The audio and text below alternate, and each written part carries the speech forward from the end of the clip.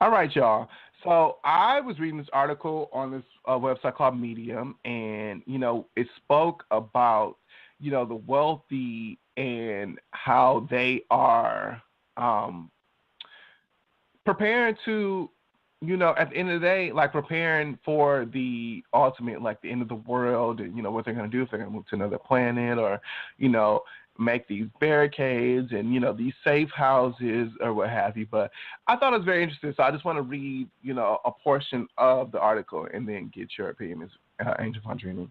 All But right. it starts off with, it says, last year I got invited to a super deluxe private resort to deliver a keynote speech to what I assume will be 100 or so investment bankers.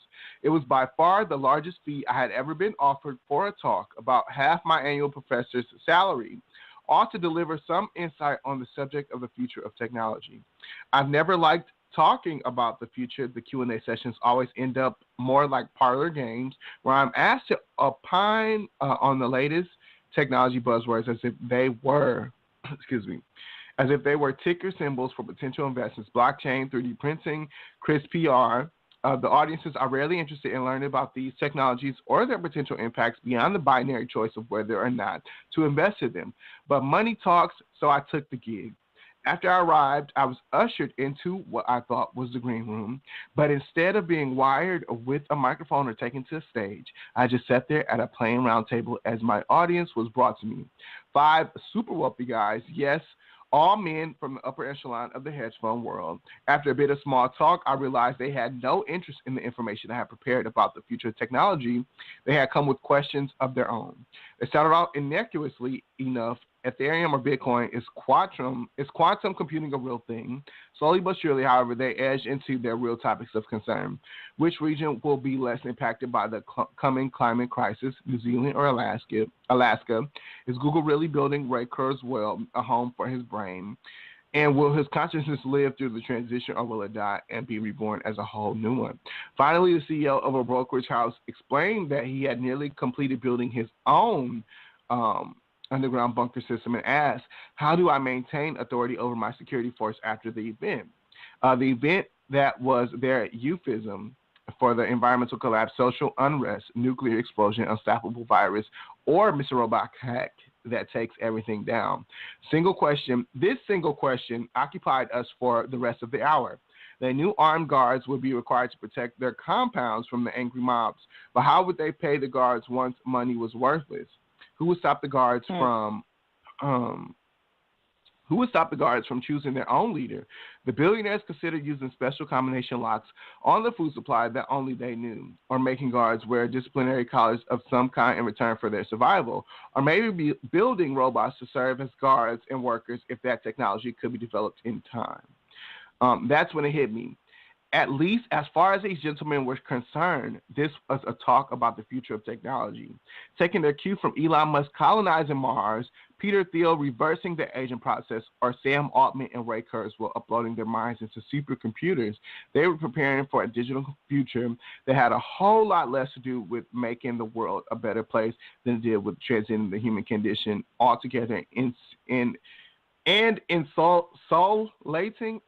insulating, I'm a fucking dumbass, themselves from a very real and present danger of climate change, rising sea levels, mass migrations, global pandemics, nativist, uh, nativist panic, and resource depletion. For them, the technology is really about just one thing, and that one thing is to escape. Okay. So yes, there may be different type of techniques, depletions, and global pandemics. You really can't, like, some of these things. Nothing is really guaranteed. Yeah, it definitely seems like the super wealthy, they're plotting to leave everyone behind. They don't care, but why do they personally tell these billionaires that whatever is going to happen is going to happen within the next?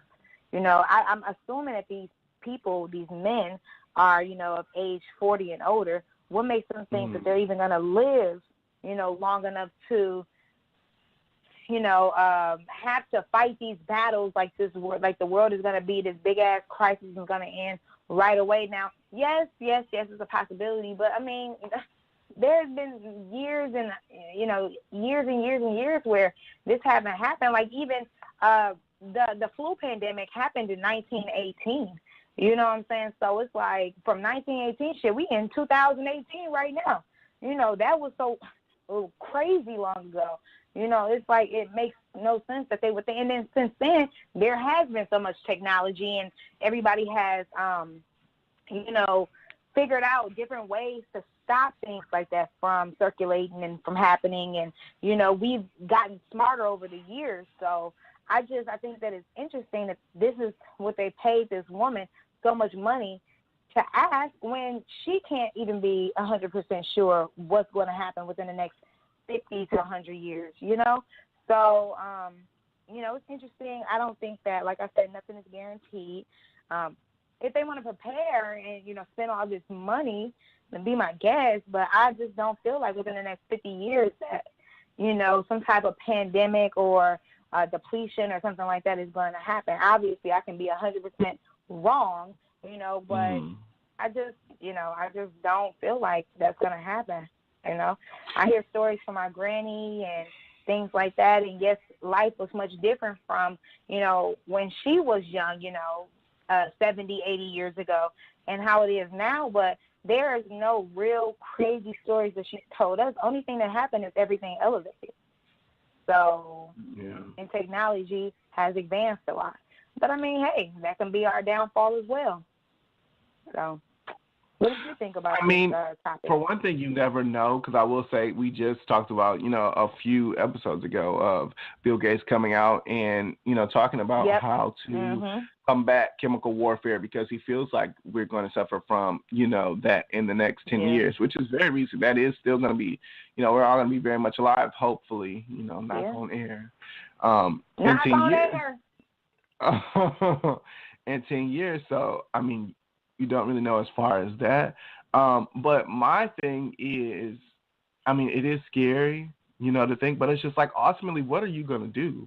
I mean, are you going to barricade yourself and, you know, try to, you know, live in your little shelter world for the next, you know, however, until you die? To your fans and keep it moving. Yeah, I mean, it's just like, I mean, would you want to be in this barricade for the next 30, 40 years? Like, how, you know, are you going to have enough supply to live that long and to be able to bathe and to shower and to just drink water? You know what I'm saying? Like, just preparing for all that. To me, I just feel like, I don't know if there was the end of the world if I would want to live through that. You know, I would definitely just want to just go on to heaven, because I do believe in the afterlife, you know. But to continue to suffer here through all this, especially when, you know, you being wealthy and your money's no longer good, and it's just like the fact you have to put shot collars on people like you're thinking about putting shot collars on people like they're a fucking dog, you know what I'm saying, to combat and just to hope that they don't turn against you, you know, and, you know, to never truly be able to enjoy your wealth anymore, because, like they said, it's now meaningless. It literally is. All you can do with what you gain is what you have at that moment.